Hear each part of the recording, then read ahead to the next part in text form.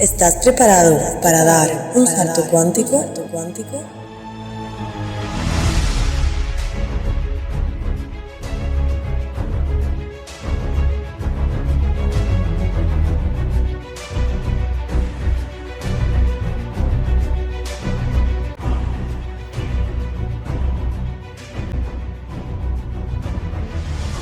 Bienvenidos al canal de Fran Parejo. Hola, ¿qué tal? Muy buena. Un saludo a todos los amigos de los canales La Ciencia del Éter y Un Salto Cuántico, tope de gama en intentar llevar todo el conocimiento y conciencia que se pueda, y La Ciencia del Éter no iba a ser otra excepción. Hoy en un programa muy especial sobre lugares con carga etérica y objetos con carga etérica, de que salen en muchas películas. Pero antes vamos a dar un saludo y un fuerte abrazo virtual a Joaquín Piqué. Kim, ¿qué tal? Hola, Fran. Gracias por invitarme nuevamente. Kim, pues hoy, como ya he comentado, el otro día cuando estuvimos hablando por teléfono un poco, pues estuvimos hablando sobre lugares con carga etérica y ciertos objetos con carga etérica de los que siempre hemos oído hablar en muchas películas misteriosas, ¿no? Pero sobre todo en el tema de los sitios con carga etérica, hay uno de tus vídeos que me encantó, que es que, claro, los sitios que están relacionados con rituales y ciertas construcciones son sitios donde hay una especial carga etérica. Ese es todo el secreto de todo esto. No están puestos en cualquier sitio, no se hace en cualquier sitio. Entonces, ilústranos un poquito de todo esto. ¿Cómo te diste cuenta de esto? ¿O qué es lo más representativo, lo más interesante de saber de este extremo, de lugares con carga etérica? Bueno, en referente a los lugares, yo al principio, cuando me inicié en todo ese tipo de investigación, lo primero que investigué fue lo que es el Templo de Salomón, ¿no? Porque digamos que fue el origen de todo mi trabajo, y a partir de ahí ya fui tirando del hilo y ya fui investigando y averiguando muchas más cosas, ¿no?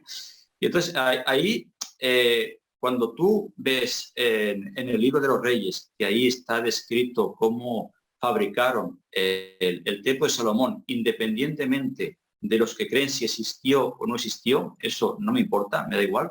Pero si tú te basas en las instrucciones de cómo lo construyeron o cómo lo quisieron construir, eso es una máquina que atrae éter, que absorbe energía etérica. O sea, es un edificio inteligente de poder. Y luego ves el Arca de la Alianza, que está construido básicamente igual, pero simplemente es más reducido, es más pequeño. Así que vemos que tanto los materiales, por ejemplo, que tiene el arca, vamos a poner, que está recubierto de madera, de una madera concreta, que era madera de acebo, creo que era, ahora no recuerdo muy bien, Sí, pero era sí. una madera concreta, y luego una capa de oro, que estaba recubierta por dentro completamente de oro. El oro, como la plata, el cobre, es un metal no magnético. Los materiales no magnéticos son propicios para este tipo de energías y son muy conductores. Y lógicamente el oro es el más conductor de todos. Entonces, cuando tú lo pones con una capa que es aislante y conductora, el conductor sería el oro, y la capa aislante, que sería la madera, entonces haces un condensador. Todos los condensadores convencionales que se utilizan en electrónica y en otras cosas es mezclar una capa o película aislante con otra conductora para que almacene durante un tiempo concreto una carga energética. ¿Vale? Eso es lo que se utiliza. Claro, son por ejemplo, materiales ahora. diamagnéticos que no son magnéticos, pero unos son conductores y Los otros no. diamagnéticos serían aislantes, lo que comúnmente conocemos como aislantes, y los conductores, pues lo que conducen, pues, electricidad. Por ejemplo, el cristal sería diamagnético, sería un material aislante. Entonces, si tú, pues, por ejemplo, y el agua sería un material conductor. Si tú pones un vaso de agua en un vaso de cristal, ahí también estás fabricando un pequeño condensador de energía entre una capa aislante, que es el cristal, con el agua, que es conductor. Si tú le transmites energía psíquica con las manos, entonces el agua se está cargando de esa energía psíquica que tú luego te vas a beber. Claro, a veces yo magnetizo agua como para intentar hacer protecciones o lo que sea, agua con sal, y yo me concentro en que la cargo de energía etérica mental. Yo hago eso y tal, y muchas se la dejo como protección para ahuyentar las malas energías, ¿no? Esos predadores etéricos que rondan por la zona frecuentemente. De modo que, claro, tiene sentido, ¿no? Es lo que estás diciendo, claro, acumula la carga etérica. Claro, acabo de darme cuenta. Bueno, entonces, esa disposición de conductores y no conductores diamagnéticos acumula carga etérica. Acumula éter. Y luego también esos lugares están pues también orientados magnéticamente al norte, sur, este, oeste, a los cuatro puntos cardinales, porque, por ejemplo, el Templo de Salomón pues está orientado, tiene una orientación este-oeste. Bien, entonces tiene la misma orientación que, por ejemplo, lo que denominan el viento del éter va en dirección oeste a este, va en dirección al este, que es la misma dirección que los musulmanes se ponen a orar cuando ponen sus rezos, se ponen siempre mirando hacia el este, porque ahí es donde viene toda la carga energética que ellos, según con sus rezos y oraciones, pues ahí reciben. Pues este tipo de templos también están orientados en esta disposición este-oeste y norte-sur. Sin embargo, yo le he dado mucha vuelta al tema de los rezos, con todo el respeto, ¿vale? A la religión y tal, pero todo orientado hacia la Meca. Tienes que estar orientado hacia la Meca. A la hora del rezo, yo creo que lo que están depositando es energía psi o psi en la Kaaba. Es un gran acumulador, aquella caja, aquel cuadro, es un gran acumulador también de energía psíquica de todos los que rezan 5 veces al día. Ahí fue avaricioso el tío Alá, como si fuera una dinamo ahí dando vueltas. Y en esto yo hice un vídeo hace, no sé, unos meses o un año, ya no me acuerdo, sobre los círculos de piedra y la energía que tenían esos círculos de piedra. Entonces hubo un investigador a principios de siglo que descubrió que los círculos de piedra, cuando tú estás en una disposición de un espacio vacío, una roca, un espacio vacío, una roca, no la piedra continuada, sino en espacios en blanco, y luego tú girabas, desde sea corriendo o andando alrededor de ese círculo de piedra, creabas como una especie como de frecuencia energética y atraías para manifestar cualquier tipo de cosa. Por ejemplo, el magnetismo se concentraba en lo que es el borde. El borde del círculo de piedra era como una especie como de barrera magnética y el centro estaba libre de ese magnetismo. Así que los que estaban en el centro del círculo estaban protegidos de esa barrera electromagnética, y cuando hacían sus caminatas en círculo, o por ejemplo, lo típico que sale en las películas así de indios hay que están ahí dando vueltas alrededor del fuego, corriendo, haciendo la danza de la lluvia o de lo que quieran manifestar, pues es exactamente lo mismo. A través de una danza en círculo, alrededor ya sea de una fogata o de un círculo de piedra, manifestaban lo que ellos con su energía psíquica querían atraer. Yo lo que veo sobre tradiciones antiguas y todo lo que he estudiado y tal es que en realidad el hilo conductor de todo eso, nunca mejor dicho lo de conductor, es crear de forma rudimentaria acumuladores o capacitores de energía etérica. Es como si fuera el objetivo vital, ¿no? De acumular energía etérica. Y en el caso del Templo de Salomón es un tema que me interesa, aunque yo he trabajado más el estudio del Arca de la Alianza, ¿vale? El Salomón menos. Por ejemplo, Jacono 73, un saludo desde aquí, siempre estaba un poco obsesionado con el Templo de Salomón, diciendo que es un gran portal de entrada de demonios a este mundo.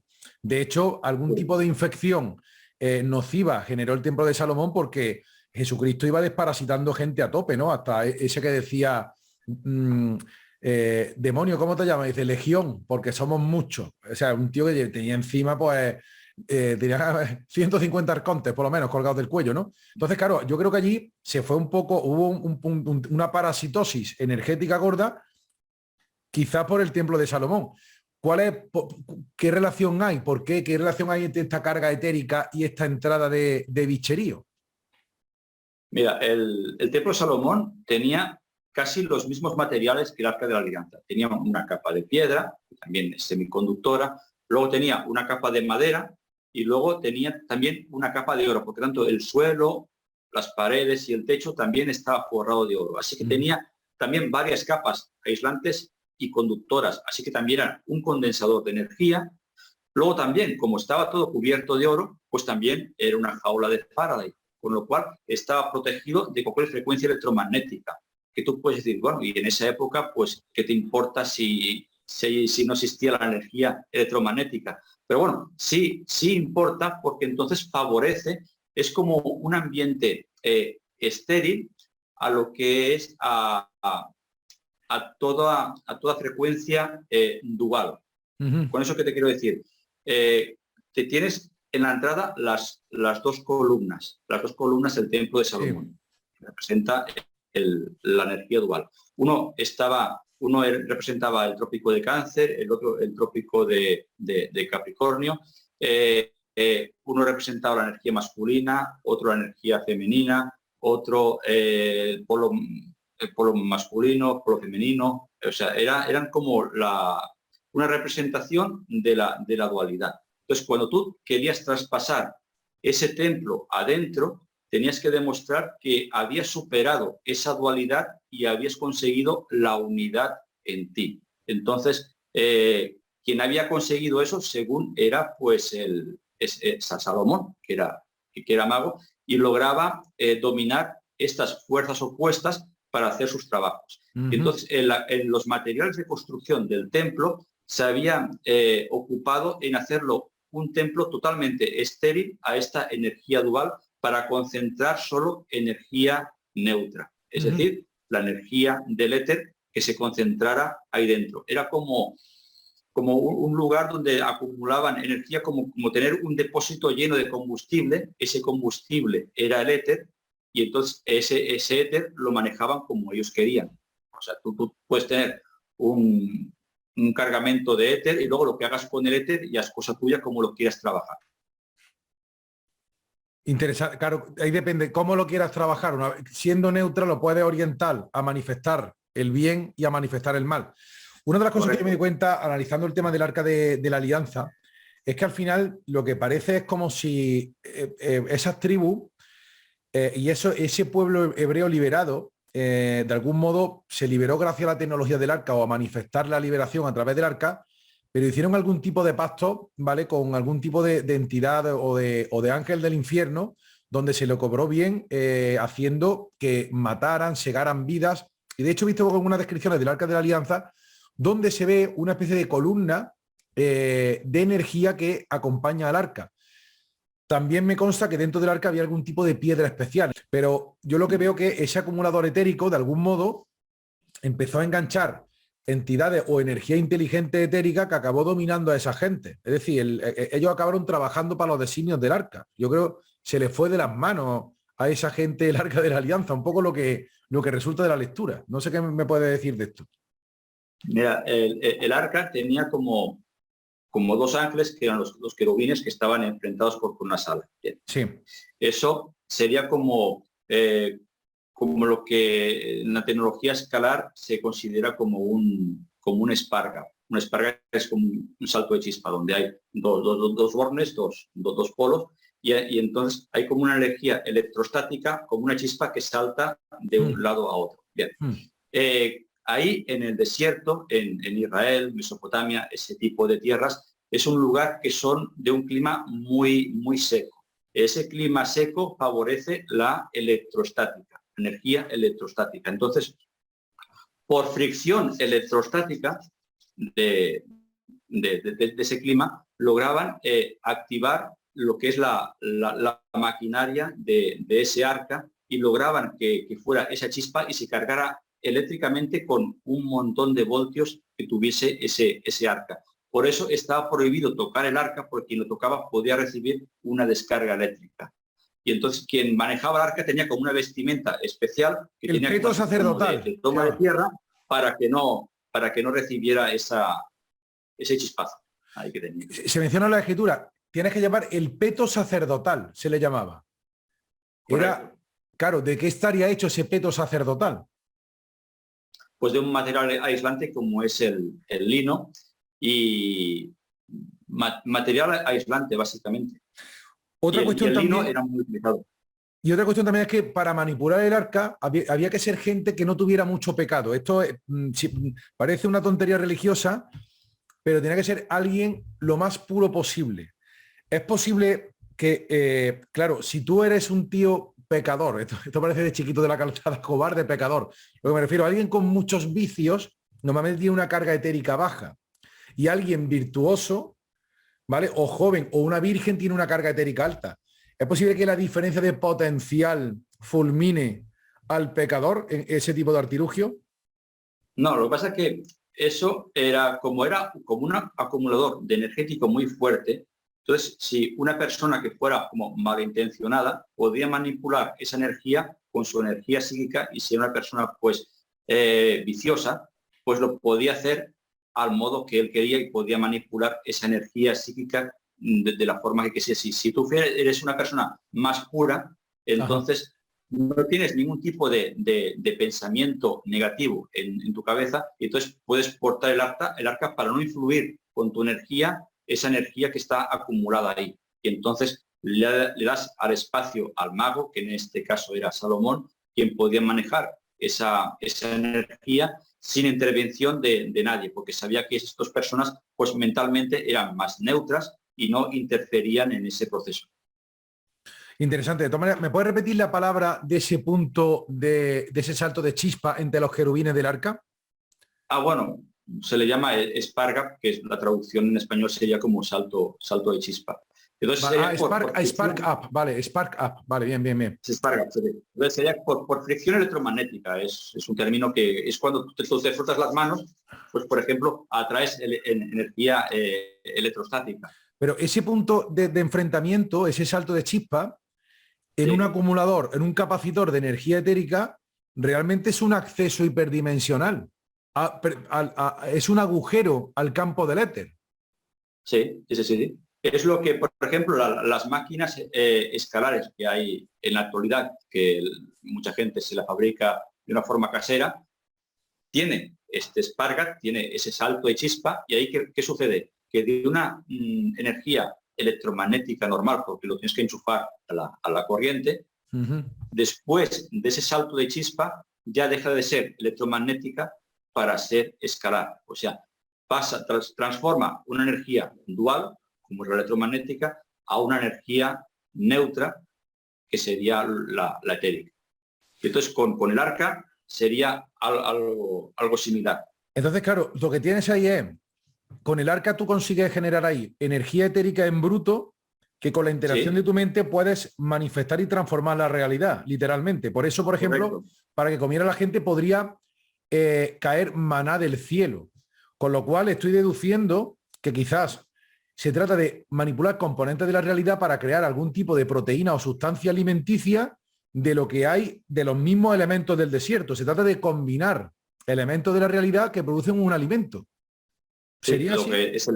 Lo que es el maná, que según también era uno de los objetos que contenía el arca, que era el maná del cielo, que te daba pues ese alimento que te proporcionaba vitalidad. Y el éter, pues la característica principal es que te proporciona vitalidad, te da vida. O sea, se alimentaban, claro, de esa energía vital a pesar de estar en el desierto. Claro, el secreto del maná, ¿no? Es que decían que caía del cielo el maná. Sí. Porque lo atraía, porque el mismo arca era un condensador de energía que atraía esa energía.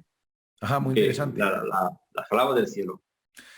Hay una cuestión también, hablando de maquinaria etérica. Yo he estudiado bastante también el trabajo de Wilhelm Reich, el experimento Oranur, y el Orop de Ser, es apasionante. Claro, él dice que las máquinas de energía etérica, tanto el Cloudbuster como el Doorbuster y tal, oiga, hay que saber utilizarlo, porque puede crear un desbarajuste. Por intentar que llueva, hacer que llueva en un desierto, puedes crear un huracán en la costa de enfrente. Hay que tener un cuidado exquisito. Entonces, claro, quizá esta gente, el tema del arca, el mal uso también generaría disfunciones en la zona, ¿no? Y así le lució el pelo. Sí, puede ser o un arma o un objeto que te solucione problemas. Tanto de salud, pero mal utilizado pues, puede ser perfectamente un arma como un acumulador de orgón.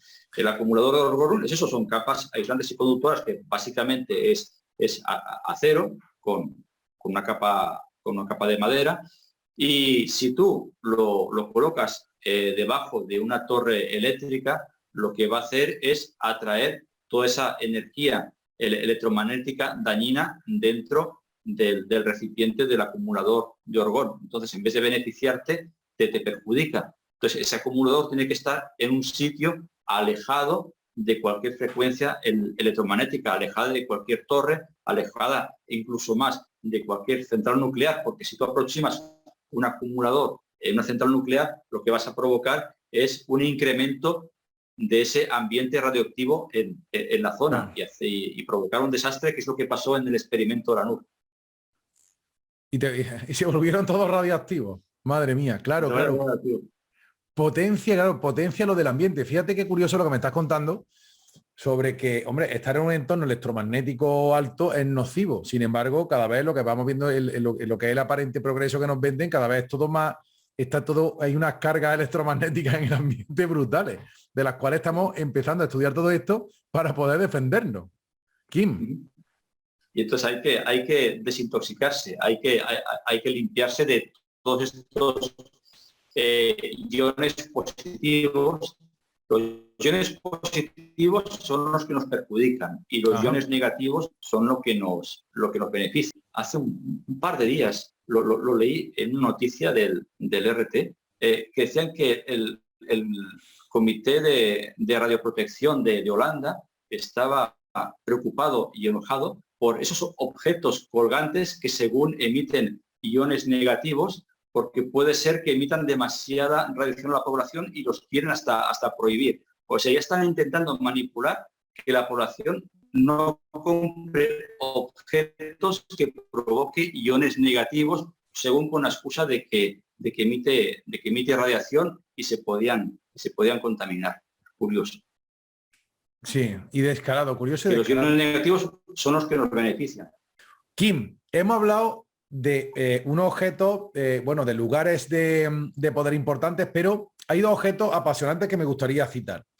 Uno es el Santo Grial, que por cierto, tanto el Santo Grial como el Arca de la Alianza salen en las películas de Indiana Jones, que hemos visto, que hemos disfrutado tantísimo, hemos visto tantas veces, de más jovenzuelos o de menos jóvenes que ahora. Y luego también el tema de la lanza de Longinos, que es la lanza que mató a Jesucristo. Entonces, mira, sobre el tema de la leyenda artúrica y el Santo Grial, realmente era un objeto que contenía una piedra donde podían acceder algunos caballeros de corazón noble al mundo del Grial, donde también salían seres. Era realmente también algún tipo de objeto con carga etérica que abría un portal hacia un mundo etérico. Es lo que te está contando el Santo Grial. No sé si tú conoces algo de esto o si te parece aceptada la teoría. No, me parece perfecto. Pues si quieres, podemos empezar por lo que es la lanza de Longinos y explicarte de cuál es el principio lógico y científico de por qué puede tener ese poder. Bien. Entonces, lo que es el hierro, que es el material que tienen, por ejemplo, las espadas, las puntas de lanza, etcétera, es un material que atrae éter. Por ejemplo, el hierro lo tenemos nosotros en la sangre. Entonces, si tú tienes mucho hierro, pues tienes mucha vitalidad. ¿Por qué? Porque el hierro atrae como un imán todo lo que es la energía etérica y la vitalidad y la va repartiendo por el organismo. Cuando tú tienes un déficit de hierro, pues tienes poquita vitalidad. Bueno, el hierro atrae esa vitalidad. Cuando tú tienes un cuchillo de acero inoxidable o de hierro y tú, por ejemplo, cortas una manzana, a esa manzana le está robando vitalidad el cuchillo con que estás cortando. Si tú lo haces, por ejemplo, con un cuchillo no ferromagnético, como puede ser, no sé, de cobre, de plata, de oro o de plástico incluso, no le estás robando vitalidad a esa manzana. Entonces, ¿qué pasa con la lanza de Longinos? La lanza de Longinos, cuando atravesó el costado de Jesús, entonces absorbió toda esa energía vital en la punta de la lanza, y eso la hizo poderosa. Por ejemplo, también cuando tú te has cortado, por ejemplo, con un cuchillo, estoy seguro de que si te cortas una segunda o tercera vez, mejor lo que quieras, a que será exactamente con el mismo cuchillo que te habías cortado por primera vez. ¿Por qué? Porque tiene memoria, y como ya ha absorbido vitalidad, como que tiene sed de vitalidad y como que tiene ganas de absorber más vitalidad, y ese cuchillo tendrás más posibilidades de hacerte más cortes que con nosotros. Y ahí es el principio de estos cuchillos, espadas o objetos cortantes que tienen esa energía de poder. Claro, es que si alguien conoce más o menos un tema conocido en el mundo de la conspiración y del misterio y tal, que es la lanza de Longinos, que es un objeto que estuvo persiguiendo el mismísimo Hitler, interesado por todo ese, digamos, por todas esas sociedades, el Brill y el Thule, que por cierto, las sociedades secretas esotéricas que dieron soporte a la Alemania nazi, que desembocaron en eso, Brill y el Thule, la energía Brill es la energía del éter, en alemán, ¿verdad? Sí, bueno, el Brill, ahí, porque el Brill está relacionado con una novela que se escribió a principios de siglo, que era la energía que venía como del interior de la Tierra, de un mundo intraterreno, que tenía unas propiedades mágicas. Pero bueno, pero son las mismas propiedades que puede tener, por ejemplo, el éter. Es otra forma de llamar éter, pero que era como de la energía del mundo intraterreno, del interior de la Tierra, que también estaban obsesionados en buscar entradas a ese mundo intraterreno. Otro tema también flipante. Pero de todas maneras, la cuestión es que él quería la lanza de Longino y dicen que la encontró, la lanza de Longino, porque es un objeto de poder. ¿Cuántas películas hemos visto de que van buscando un objeto de poder? Y que existe de verdad. ¿Existe la lanza de Longino? Existe. Y de hecho, hasta se fotografió, creo que por internet pronto alguna fotografía de esa lanza. Pero sí, la obtuvo Hitler y luego la perdió, y ya no sé si la tiene actualmente la reina de Inglaterra o no sé quién la tiene, pero que me suena que la tiene la reina de Inglaterra, la actual dueña de la lanza de Longinos. Yo tengo aquí una fotografía supuesta de la lanza de Longino que te estoy enseñando, y la estás viendo, sí, ¿verdad? Sí, la veo. ¿La estoy compartiendo? Bien. Entonces, claro, si esto, digamos, pudo acabar con la vida de Jesucristo, este señor tenía una carga etérica brutal, porque podía operar milagros directamente en la realidad sin objetos ni nada. Entonces, claro, se le pega una gran carga etérica y de algún modo hay una especie de simbiosis entre esta materia y la energía etérica y algún tipo de conciencia que sigue buscando sed de conquista el objeto. Correcto. De hecho, en muchos rituales mágicos se utiliza una daga o una espada que se le dan diversas vueltas en círculo para traer esa energía como si fuera una antena. Y luego se hacen sacrificios de sangre. ¿Para qué? Para absorber esa vitalidad de la sangre que te has cortado en la mano o la del animal, para que esa espada tenga esa carga energética de vitalidad para que haga su función en el ritual. Apasionante. Entonces, claro, muchas veces dirá, ¿quién buscó a quién? ¿La lanza de Longino? No, a Hitler, o Hitler buscó la lanza de Longino. Impresionante. Vale, entonces, es posible que algunos objetos estén malditos porque al haber participado de un crimen o un asesinato, se queda esa carga y de algún modo se busca repetir el ciclo. Exacto, como que llama a que haya más sangre en ese objeto en concreto. Pero con la mera finalidad simplemente de acumular carga etérica. Es como si la carga etérica busca acumular carga etérica. Fuera un imán. Sí. ¿Cómo has dicho? Le gusta la vitalidad, como que tiene como conciencia propia y para mantener esa conciencia necesita esa energía vital para no perderla. Esto engarza perfectamente con lo que te he comentado, que he leído muchas veces del Arca de la Alianza, de que de algún modo creo que esta gente acabó trabajando para el Arca. Es lo que tú dices. ¿Sí?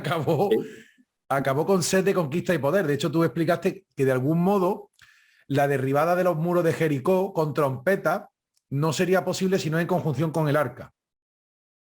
Correcto. Y eran unas trompetas que tenían, las que se usaban en Jericó creo que eran de bronce o de cobre, que eran mucho más estrechas y alargadas que las otro tipo de trompetas ceremoniales que se utilizan en la religión judía, ya que el shofar, por ejemplo, se hace con un cuerno de carnero que tiene como forma como de espiral. Y eso tiene una vibración concreta. Pero en las de Jericó eran unas trompetas de cobre muy delgadas y alargadas que tenían otro tipo de frecuencia. Entonces, cuando juntaban varias de estas trompetas más la energía etérica que cargaba el arca, entonces podían derribar esos muros. Impresionante. Esto también engarza de algún modo con el Santo Grial, que se conoce por las leyendas artúricas, por algunas novelas, que es un tema muy desconocido, lo que ha llegado aquí de las películas en España y tal, pero aparte del Grial está relacionado con el Grial, que es más bien una historia de Percival, del caballero Percival, pero el rey Arturo está relacionado con la famosa espada que solo él podía sacar de la piedra, que también has tratado en tu canal, el simbolismo del mismo, y también es otro objeto de poder con una especial carga etérica. Sí, por ejemplo, el simbolismo de la piedra con la espada, la piedra representaría la materia, o sea, nosotros, la espada representaría el rayo, sería un símbolo del rayo, y como el rayo representa como la divinidad, una energía divina, es como si la divinidad tocara la materia o la materia fuera bendecida con el toque de la divinidad. Ese sería pues el simbolismo de la espada clavada en la piedra. La unión de lo divino con la materia. Pero luego también en estas leyendas tenemos conceptos muy interesantes como la dama del lago que entrega una espada de poder a un caballero, en este caso para hacer el bien. Pero Sí, ciertamente en este mundo, por lo que yo deduzco, ha habido batallas que se han podido decidir como un elemento, no sé, como ese jugador número 12 y tal, porque se ha contado con elementos, estos objetos cargados de energía etérica, como la lanza de Longino o cualesquiera otros de rituales, armas con carga etérica. Es un poco correcto. un gran secreto. Están ya cargadas con esa energía, tienen poder, tienen conciencia propia, y entonces una persona cualquiera se podría como volver loca o poseída por la acción de esa espada. Entonces tiene que ser una persona psíquicamente fuerte para tener la decisión y la voluntad de hacer con la espada lo que él quiera y no lo que la espada quiera. O sea, tienes que ser más fuerte que la espada. Tu energía psíquica tiene que superar la energía de la espada, por eso no cualquiera puede sujetar o trabajar con ese tipo de objetos. Claro. Tú tienes que tener, claro, una fuerza mental muy potente, que a su vez es una forma también de tener una carga etérica potente. Por eso te hablaba yo de que lo peligroso es tener una diferencia de potencial, no he entendido en un sentido electromagnético, entre objetos de poder y tu propia energía personal, porque si no el objeto te acaba perturbando. Sí, te acaba dominando y al final terminas mal. Y de hecho, claro, es el objeto que te domina a ti y no tú que dominas el objeto. Por eso, claro, ¿cuántas películas hay sobre objetos de poder o lugares de poder y tal? Que la gente, claro, hay asesinato y tal porque entra allí quien no tiene que entrar y se vuelve el tío majareta. O tienes que tener algún tipo de objeto de protección o alguna vestimenta o un guante o un casco o algo para poder coger ese objeto para que ese objeto no te dañe o no te perjudique. Y eso pues también tiene su lógica. Y lo que comentaste de lo que es el Santo Grial, lo que es el Grial en sí, bueno, en eso puede tener muchos significados. El Grial también puede ser un portal, no tiene por qué ser un objeto. Cuando tú has logrado una conciencia concreta, entonces puedes atravesar ese portal porque digamos que te lo has ganado. Es como tener el mérito, por ejemplo, de entrar en el templo de Salomón. el templo de Salomón, tienes que atravesar esas 2 columnas, que es como si fuera un portal. Esas 2 columnas es como que tú te desprendes de esta conciencia dual para poder llegar a un universo donde ahí solo se concibe la unidad. Y entonces el grial te daría como la capacidad para poderte desprender de esta dualidad, para poder llegar a ese universo donde solo se concibe la unidad. También puede ser un objeto. Bueno, si es un objeto o es una copa, este tipo de copa como almacena energía etérica, entonces si tú bebes cualquier líquido en ese objeto, ese líquido te proporcionará la vitalidad y el poder que carga la copa. Pero es que, Kim, el grial tenía en su interior, era un objeto que tenía en su interior una piedra, que es lo que tenía la carga etérica. Y también se decía que había otra piedra mágica dentro del propio Arca de la Alianza. Son objetos cargados que son los que están ahí. Pero es que lo que hemos hablado también de la Kaaba, también ese cuadro negro tiene dentro una piedra meteorítica del pasado, donde la gente le está constantemente suministrando energía Sai. Es decir, esa piedra tiene una conciencia que fíjate la calidad, o que tiene un montón de gente todo el día dando vueltas y mandándole energía. La están cargando de energía por el mero hecho de dar vueltas, la están cargando de energía. Más la gente que reza orientada pensando en ese sitio. Porque donde pones tu intención, pones tu energía. Es decir, si tú piensas en rezar hacia la Meca, le estás dando una energía esté donde estés, porque la hipercomunicación no atiende al espacio. Está recibiendo todo lo que puede esa piedra. Exacto, y con los distintos rezos por la vibración del sonido que tienen esas palabras que pueden pronunciar mientras estén dando la vuelta o que estén afuera, eso también almacena un tipo de energía o vibración que favorece el poder pues, de ese cubo negro. Buah, impresionante. Oye, pues es una gran revelación lo que me contaste de los cuchillos con los que uno se corta. Pues tienes más posibilidad de que se corte otra vez y el efecto es exponencial por la carga etérica. Es exponencial. A mí ya me ha ocurrido y yo ya los tengo localizados de este cuchillo, no lo voy a tocar porque sé que con este ya me he cortado 2 veces y ya no me voy a cortar más. Por eso, claro, siempre ese conocimiento ancestral que diría una tita, una abuela de pueblo, tira ese cuchillo que tiene mala sombra. Aquí se diría, ese cuchillo tiene ya mal bajío. Deshazte de él. Es totalmente real. Vale, qué grande. La explicación, como siempre, es en la energía etérica y la carga etérica. Bueno, pues genial. Oye, si te parece, ha quedado esto bastante guay, bastante intenso. Lo podemos dejar aquí, sin perjuicio de que hagamos otro tercer programa, ¿vale? Te voy a mostrar en el futuro una foto muy interesante sobre que creo que tiene que ver con el éter, y hablaremos también un poco de ciertas nociones un poco que sean un poquito más benévolas que asesinar a la gente con cuchillos y la lanza de Longino y conquistar países con la lanza de Longino en la mano. Me parece perfecto, Frank. Y sobre todo, darte mucho las gracias por, no sé, hombre, por esta claridad de idea de ilustrarnos de todos estos temas que han estado tan ocultísimos durante años. No, para mí es un placer. A mí lo que es todo lo relacionado con la ciencia del éter, a mí me apasiona. Cada vez que voy investigando vas aprendiendo cosas nuevas y lo vas enlazando con otras y te vas dando cuenta de que todo está enlazado y sin el éter aquí no estaríamos hablando tú y yo. Qué bien, bueno, pues muchísimas gracias. Lo dejamos aquí, pero continuará, ¿vale? Continuará. Besos, abrazos a todos, gracias por estar y hasta la próxima. Gracias, Kim. Adiós.